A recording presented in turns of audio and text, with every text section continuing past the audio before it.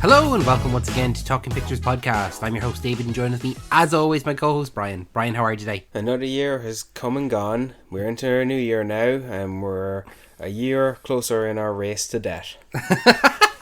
Why did they make it so morbid? But yes, this is our first bonus episode now of 2025. So welcome to the new year, Brian. So this is my idea, this bonus episode. I wanted to do New Year's resolutions. So everyone is making New Year's resolutions around this time. Everyone wants to change the way that they do things. I thought it might be fun if we picked 3 New Year's resolutions specifically for our watching habits, our TV and our film watching habits. So we've decided we're going to do 3 each, and then we've also picked a New Year's resolution for each other. So how we are going to change the way that we view things. So do you want to go first on talking me through some of your New Year's resolutions? I'll go first there. Yep, 100%. And Happy New Year to you. Happy New Year, Brian. Yeah, gotta say that first. David, I've got 3 things I need to do, and I've mostly garnered these goals from my Letterboxd lists. Some of these lists are private, some of them are public. And these are lists that I've gone on too long that I need to get them watched, I need to get them rated. So I don't have to go through them again. I'll probably keep them as listed and the list that they are based on the categories or subgenres that they are. Yeah. Because I've mentioned a few of them on this podcast. So my first New Year's resolution I want to mention that I aim to do for 2025 is to watch all the major musician documentaries that I've got on my list. Some in particular is a Shane McGowan documentary. Another one is a Tina Turner documentary. I want to watch 2 documentaries that are about musicians in which we had biopics about them last year, that being Amy and Marley. About Bob Marley and Amy Winehouse. We had musician biopics about them last year, and there are documentaries about them as well, and I'd like to know what fresh perspectives these documentaries have, especially when they're trying to lean towards more the objective truth side of these things.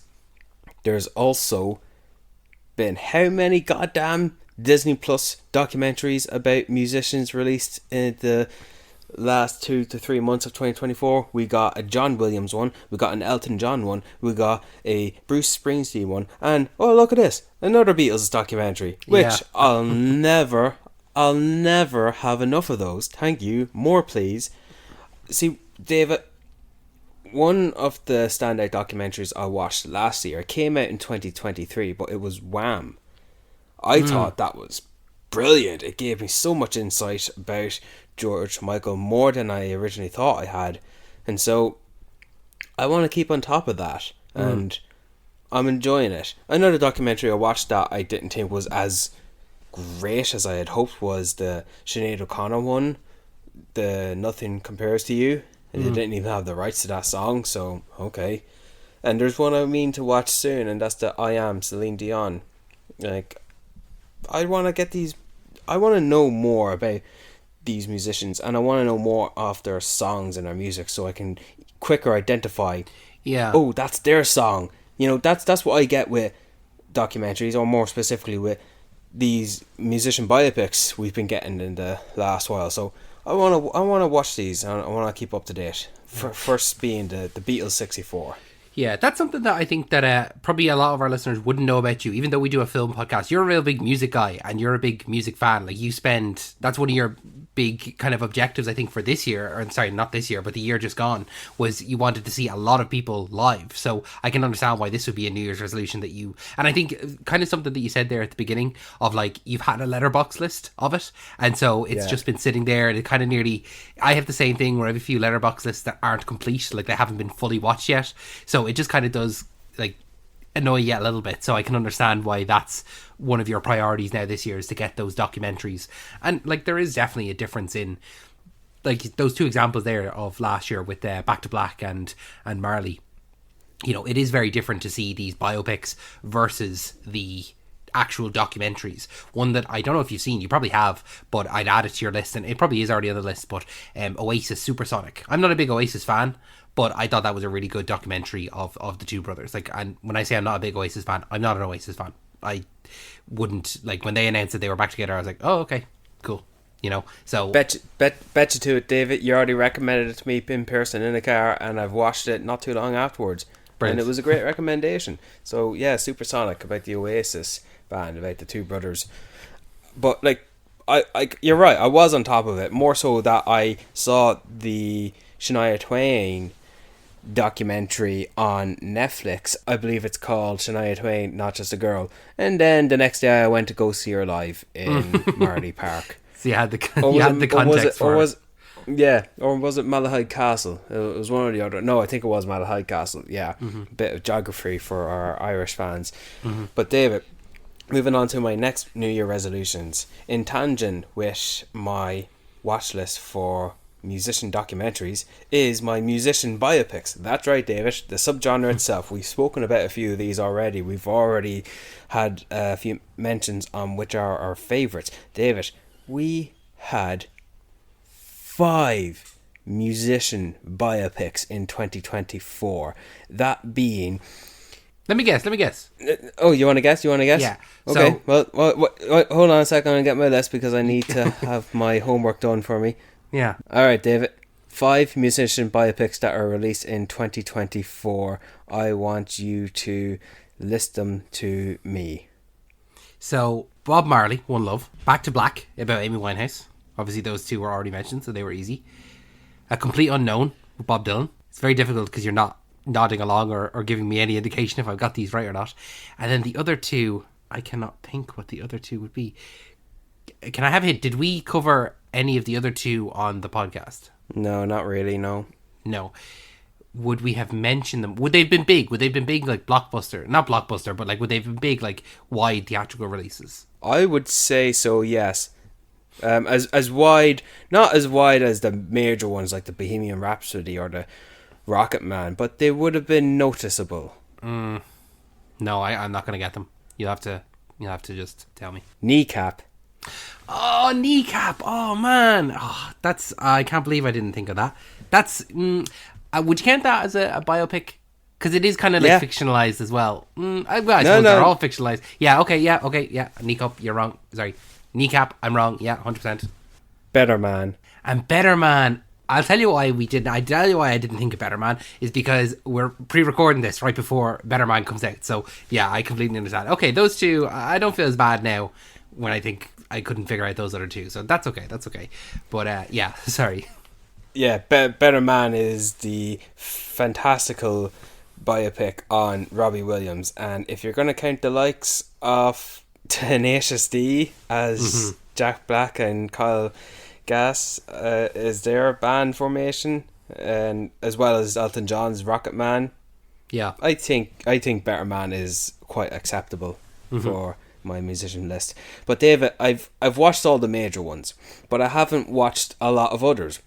Most notably The Doors or Great Balls of Fire. I know that song, but I don't know the band, but it has Dennis Quaid in it. I have not yet watched 2 lower tier musician biopics about bands that I couldn't exactly name off the top of my head, but I think the casting of the movies have my attention, and I think they're worth seeking out for me personally, and that is Sex and Drugs and Rock and Roll. You know that song, right? Yeah, that's got Andy Serkis himself in the biopic. He's playing Ian Dirty. Gonna be honest, don't know who he is, but when I watch this movie, I will know who he is, and then I'll probably seek out a documentary of him. And another one is The Runaways. I've heard of it before. I'm sure I'll recognise a few songs here and there, and Kristen Stewart and Dakota Fanning are in it. And so, you know, David, I've listed 5 that have come out in 2024. I guarantee you, we're gonna get the Bruce Springsteen biopic with Jeremy Allen White in 2025 sometime, I believe, towards the end of that year. And then I'm sure we'll get further development on maybe the Madonna biopic or the Britney Spears biopic, or if the Frank Sinatra one ever gets around, maybe, and if the Bee Gees with Ridley Scott ever gets around, maybe. But until then, David, am I wrong in saying that the subgenre of musician biopics are going strong? Never. Also, how could I forgot 4 Beatles movies. 4 Beatles movies and Michael. Michael, yeah, sitting right in front of me. Michael Jackson. Definitely, yeah, it's coming out later this year. Impressive cast. Hopefully, it's well made. Hopefully, it's treated right. But yeah, I want to watch all these movies, David. It's quite a shorter list compared to the documentary ones, because I've watched a lot of them already. I don't need to go back, but I don't know. I think I'd like to formulate a timeline of history in these musicians and where they are set in time, you know, because, for example, I'll wrap this up here. I like the fact that we have a Johnny Cash biopic that was directed by James Mangold, and James Mangold is directing another biopic in that of Bob Dylan, and he has also featured Johnny Cash in that movie, played by a different actor. I think that's incredible. It harkens back to the same music manager in both Bohemian Rhapsody and Rocket Man. Yeah, exactly. I like that. Eventually they're all going to be connected. Yeah, you'll be able to have a timeline of the 1900s based on musical biopics. Exactly, David, exactly. So moving on to my third goal, my third New Year's resolution that I want to ensure that I've achieved by the end of the year. And in the similar fashion, it's a list of certain movies under a particular category or genre or even subtext, whatever you want to call it. I've watched some of them. I want to watch them all. And that are any movies that are under the banner of the Irish War for Independence, or the Troubles. That's a good one. David, yeah, definitely. I think it's interesting to, help educate yourself in an entertaining fashion of Irish history. We've got some noticeable ones with In the Name of the Father and Michael Collins and The Wind That Shakes the Barley and Hunger. We've mentioned some of these movies in our Irish actors. And not too long ago, Say Nothing was released in this year, back in 2024, towards the end. I think it was one of the last 3 months. I think that's a great educator for those who are unfamiliar with the Troubles to understand what it was like. And Belfast with Kenneth Branagh, that got some Oxa buzz in 2021. That was a standout for some. But these are the Troubles, which takes place from the 1960s up to the 1990s. If you want to go back a few, you can go back to the 19s and then the 1920s when Michael Collins was around, and you can join the likes of Michael Collins and The Wind That Shakes the Barley. I just think those are... Of course, it's very Irish themed. Well, you're Irish, David. You get it. Yeah, listen, I think it's important to know your own history. I think that one thing that is kind of mad is that Irish history, really, like a lot of Irish history took place in the last 100 years. This being 2025, like 100 years ago it was 100 and I suppose at this point now it was 109 years ago we had our Easter Rising, and kind of nearly everything after that, that's where most of our history comes from, is the fallout of that Easter Rising and the War of Independence and then the Civil War, and then that leading obviously into kind of World War II and the Troubles and all that kind of stuff. So Irish history is very, very recent, but when you look at it in the context of 100 years, it does seem like a long time ago, but it's not. It's very recent. So I think that educating yourself and watching these things to get a better grasp on things that our grandparents went through, maybe not directly, but they were alive during that time, so I think that or our grandparents, so our great grandparents, and like I think it's an interesting timeline as well, with maybe a gap between the 1930s and the 1950s. Like not so much happened there other than lack of work, poor education. I think that with a country in the size of Ireland, it's nice to have a concise list and a limited number of content to review and watch. And then there's some movies with after the fact with the journey, That's a movie with Colm Meaney and Timothy Spall about two politicians from opposing forces coming together to work in agreement. I can't remember. It actually wasn't that great of a movie, but it's interesting to have real life figures in a modernly made movie in such a small country. You know, because oh look, there's you can point to someone. Oh look, there's Jerry Adams. You know, and like and recognize him. Yeah. Ireland's a very small world, and I just think it's interesting. And oh, there's also two other Irish based limited running shows called Rebellion and Resistance. You might see I've watched Rebellion. Actors in there. You've watched Rebellion. I watched Rebellion when it came out. Actually, yeah, it was quite good. Right. I haven't watched them yet. Those are those two I haven't watched, and I'd like to watch. One's technically a spin-off sequel to the other, and I'd be curious to check them out. So yeah, David, those are my top 3 New Year resolutions that I want to watch: musician documentaries, musician biopics, and movies under the banner of the War for Independence in Ireland, and then again the Troubles.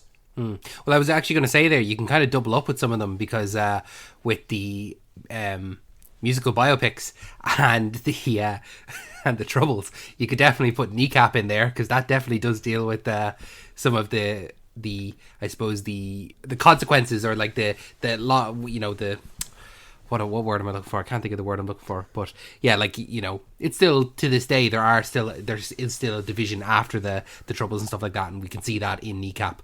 But another one I was going to recommend, actually, it's not a film, but it's a TV show. If you want to see something that is set in the Troubles, when it was happening, is Derry Girls. I don't know if you've ever seen Derry Girls, but I have seen Derry Girls. Yeah. I've seen the whole thing. That's an interesting one as a palate cleanser.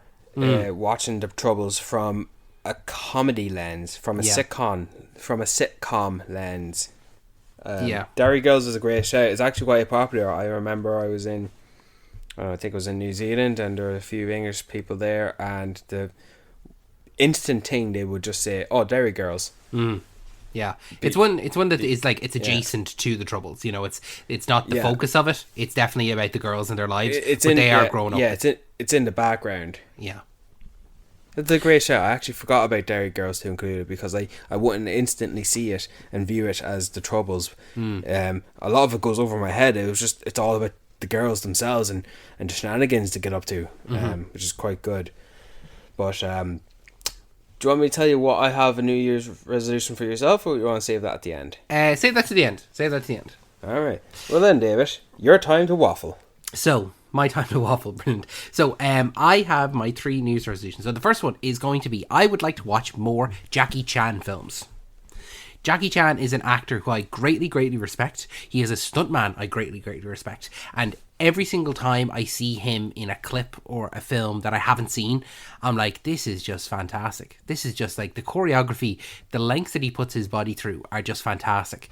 And I've seen a couple of like different YouTube videos, like breaking down the choreography and really explaining kind of the psychology of a fight scene with Jackie Chan. And it's just like, they're just so good. What I love about him, and you'll see this in a lot of his films, is that he always puts himself at a disadvantage. Like, if it's a fight, it's never a fair fight. He's always the loser going into the fight, but then over the course of the fight, he'll win.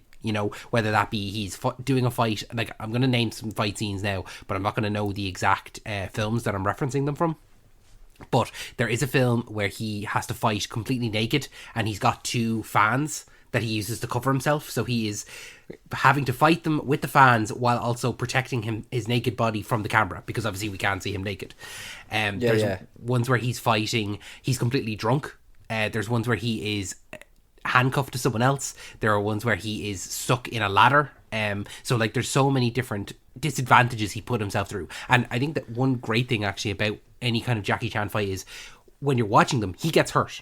He is never like invincible or anything like that. He is getting punched in the face and getting his finger squashed or something like that. Like, he is getting hurt. I just think he's a great actor, and I just want to see more of him. I just think I've done myself a disservice of liking someone so much but having very limited experience with their filmography. I'd have to go through a list to be familiarized on the movies he's worked on, other than stuff that would be the likes of Rush Hour or The Karate Kid. But David, to harken back to one of his earlier films that I think you would find impressive in terms of his choreography anyway, have you ever seen Rumble in the Bronx? No, that's one that I have actually not seen. That, I think, is one of my earliest Jackie Chan films that I've watched. Like, I would watch it and I'd know, that's Jackie Chan. And he'll always be Jackie Chan. He'll never be the character he plays. Even if it's an Oscar-worthy performance or a terrific performance. No, he's always going to be Jackie Chan. I actually felt like that he was Jackie Chan and he was doing that things as well. And if you watch Rumble in the Bronx, there is a bloopers at the end. I won't give away which scene it is. But the bloopers, you know, when the credits roll and there's this side screen that comes up, it reveals that he injured himself during a scene and he concealed his clothing, his costume, with a pull-on material to make it look like, oh, it's just part of his clothes. From a distance you won't recognize it, when realistically he's got a cast under it. Wow. Okay. And then he went on to do the stunt the next week, I suppose. Yeah, with the cast in it. Yeah, I think that actually appears in a lot of his films. Any of the other ones I've seen, they do include bloopers, and I think that's also incredible. Is the fact that at the end of it, he goes, "Look, we did these things, you know, and here's how we did it, and here's how we fucked up, but we got it right in the end. You know, we only have to get it right once." But when I'm saying obviously more Jackie Chan films, I'm specifically not talking about his Western films. I'm talking more about his foreign language Eastern films. So, he's Eastern made films. He's Chinese, isn't he? Yeah. So I'm looking forward to watching more of his kung fu films, basically. But then my second New Year's resolution is going to be similar to you, where I've had a couple of lists there of they're just kind of itching at the back of my head. Like, I want to finish these. I want to have watched all of them. I was initially going to say that I wanted to watch just more foreign language films, but I have two lists that kind of fit into that criteria, so I want to finish these two lists. Okay. These lists are, I would like to watch every Studio Ghibli film, and I would like to watch every Godzilla film. Good luck with that. Yeah, so to put it into context, when I'm talking about Godzilla now, I'm talking about kind of any of those monster films. So like if you see like Godzilla going up against like King Ghidorah, but King Ghidorah's got his own spin-off film, that's included in there. So there's 42. So when I'm saying Godzilla films, so all of these ones, so like it starts from King Kong, because that's obviously the earliest, and then it goes right up to like Godzilla the New Empire. What was it called? Godzilla X Kong the New Empire. So there's 42 films. Apparently you're not supposed to say the X there. Oh yeah, because that's what the director has said after the fact, when realistically, if you don't want to pronounce the thing in the middle of the Godzilla Kong, maybe you should put a dash in there, you know, when you say don't something put the X. like how about this, and or, you know, when you put the dash in the middle, or maybe that instead of an X. Moving on. You're quite passionate about this. So there's 42 films. Of 42 of them, I've seen 9. So I'm essentially kind of just filling out that whole genre there of all these ones. I don't know if I'll rewatch all of the ones I've seen. I'll probably cherry pick a few, because like I'll definitely watch Godzilla -1, but I don't know if I'll be watching Godzilla vs. Kong or Godzilla X Kong again. But I just like to have that list complete. And then on the flip side, then I have the Studio Ghibli films. So as far as I'm aware, there's 21 Studio Ghibli films, and I've seen 4 of them. So I've only seen... Oh, really? Yeah, I've seen The Boy and the Heron, Spirited Away, My Neighbor Totoro, and Grave of the Fireflies. So I'm really lacking in my Studio Ghibli, and I've enjoyed all 4 of those. Not so much maybe The Boy and the Heron, but the other 3 I've loved. So I'm excited for those 21. I am going to watch all of them, I think, again. You know, because it's been a couple of years since I've seen pretty much all of them. So I want to watch all of those. Essentially, that kind of ticks the box of I want to watch more foreign language films, and I think watching them in the original Japanese is probably the best way to go, with that being Studio Ghibli and the Godzilla Kong films. You know, similarly, David, I've got my own list. It's public as well, and it's not Studio Ghibli, it's anime. And I think it's the only listed anime films I've watched. And based on the list, not all of them are Studio Ghibli. And I think most of them that are not Studio Ghibli are my favourites. I don't think, like, someone can correct us if we're wrong, but when Marnie was there, that's my favourite anime film ever. And Your Name, I don't think that's Studio Ghibli, and that's fantastic. So fantastic. America should not do a Western remake of it. I like another few. Yeah. Your Name was great, but when Marty was there, actually is Studio Ghibli. I have it on my list. It is. Yeah. Well, that's great, David. I think I just gave away. It's the best in my opinion. But I haven't seen much of anything else. I've not seen the only ones I've seen is Grave of the Fireflies. I've seen Spirited Away. I've seen Princess Mononoke, and I think that's actually overrated quite terribly. And Ariadne, another top favorite of mine. But then there's other movies like A Silent Voice. I don't know if that's Studio Ghibli, and it's Wolf not Children. Is that Studio Ghibli? See, I don't have that knowledge for myself, so and I'm not gonna go seeking everything out. Like, I didn't like Grave of the Fireflies regardless of the subject matter. I don't think I'm going to like The Boy and the Heron. I don't think I'm going to like My Neighbor Totoro. I don't think I'm going to like Howl's Moving Castle. I don't think I'm gonna like a lot of these things, so I'm not going to actively seek them out. There are some that I think stand out, something to do with the weather, and another one to do with penguins, and another one to do with a chair. Like, they seem to be stand out, that would intrigue me. But yeah, I'm with you there on that, David. And if for anything else, when Marnie was there, let me know when you watch it, because personally, that's my favourite. I actually gave it 5 stars. And then my last New Year's resolution, this one isn't as concrete as the other ones. This one is just to watch more films directed by women. I think that that is something that I definitely don't seek out, or I don't like specifically look for films directed by women. But I think that that is probably an important thing that I should do more often. So I think that I want to set myself just the challenge of doing 26. So at least one every 2 weeks. I think that that's a fair thing to do, because like I could do, one every week, 52 women directors in 52 weeks. But I think that nearly kind of setting that kind of a goal, when I have the other ones, like there's so many other like, Godzilla films or Jackie Chan films, and then also films that I just generally will watch over the year. I think that just setting too many like high goals, like if I watch all of the Studio Ghibli films and all of the Godzilla films, I'm already up on 60 films. If I did 52 films by women, that's 100 and something films.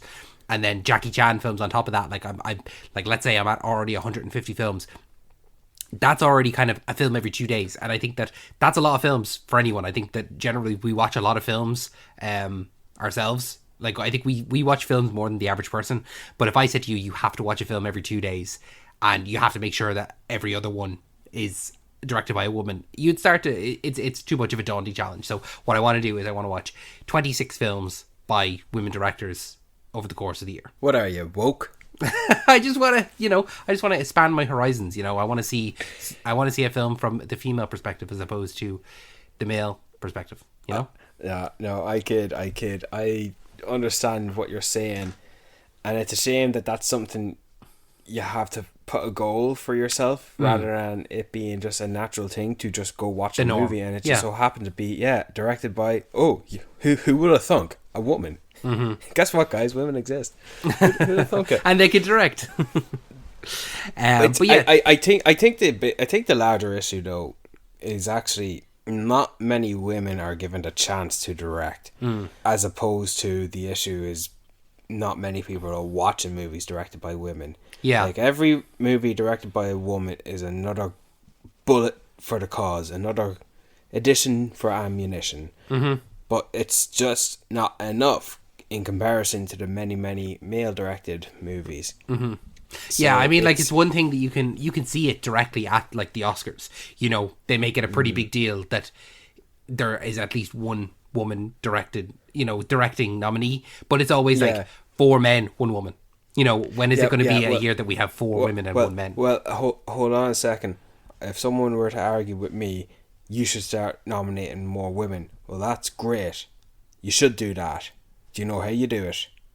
Start hiring more women to direct movies. Yeah, no, you put women in the position to be nominated based on their work.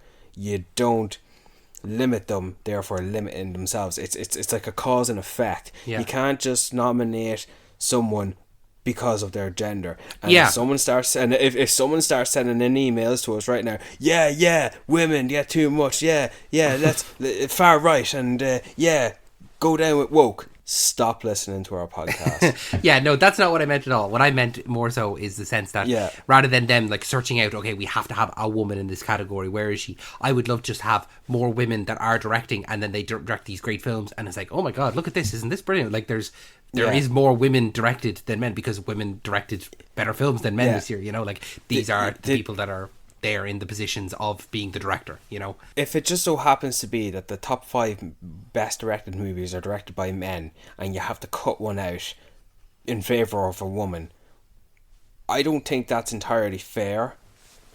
But if the movie she directed is better than one of the men, well then go for it. Mm-hmm. Nominate her. You know, it's the work they put in. They just need to be given the opportunity to do the work. Mm-hmm. You know? That's where I stand on that. Mm-hmm. And that's my standpoint on it. I'm not trying to root for one particular side, left or right. Like I just watch movies, and I think our intentions are clear, Brian. We don't need to worry about coming across anyway. But so those are my 3 picks, and then we each have one for each other. So would you like to know yours? No, I'll tell you yours first. Okay, David. Brilliant. Yeah, go for it. What's my New Year's resolution from you? I want David to make a list on Letterboxd what his favourite movie is per year, starting with the year of his birth. That's easy. That's so easy. I could do that, no bother. I'm pretty sure I have that. I probably have it privated. Do I? Really? Let me just check now. Maybe I already do. But you get what I mean, right? Yeah. So, like, you know, my favourite film from the year 1997. My favourite year from the film 1998. I did have one, but I've deleted it, so I can remake that. You have to make it now. You have to make it again. That's fine. Yeah. I can do that. I'm happy to do that. That's easy. That's easier than your one. So, your New Year's resolution that I've set for you, it's been hinted at the entire time, Brian, as you can see in my video feed, with all these books behind me. I'd like you to watch 5 films that are based on books that you've never seen before. Fuck off. I think that's a fairly good one. I think that's good and that's easy, you know. So you want me to watch 5 films throughout 2025 that are based on books, and they have to be films that I've not seen before? Yeah. Challenge accepted. Yeah, that's easy. Well, I thought, initially, I'll be honest with you, it was 10. But then when my New Year's resolution from you was make a list on Letterboxd, I'd be like, all right, okay, I better knock this down a few pegs then. Instead of 10, I'll give him 5. 10? You're all right, give me 10. It was, what? Yeah. It was real homework. I've got a life, man. I know. I think that this was a lot of fun. I look forward to doing this again next year. What do you think? Will we do? So obviously we have a year now to do all these things. Will we talk about this in our 2025 wrap up and see how we did, or will we do New Year's resolutions next year and we'll reveal how we got on this year? I think we'll know when the time is closer. Yeah, let us age a little bit first. Yeah, huh? Fair enough. Thank you so much, Brian, for joining me for this bonus episode of Talking Pictures Podcast. If you enjoyed this episode, make sure that you're subscribed to us on your favourite podcasting app of choice. We've got a whole year ahead of us. This is just the first bonus episode of a whole year of bonus content. We have a brand new bonus episode every other weekend, as well as regularly scheduled episodes every single Wednesday. So make sure you're subscribed to us on your favourite podcasting app of choice. Make sure that you are following us on our social medias and to never miss an episode. But you know what to do. Brian, any final words? Happy New Year. Happy New Year.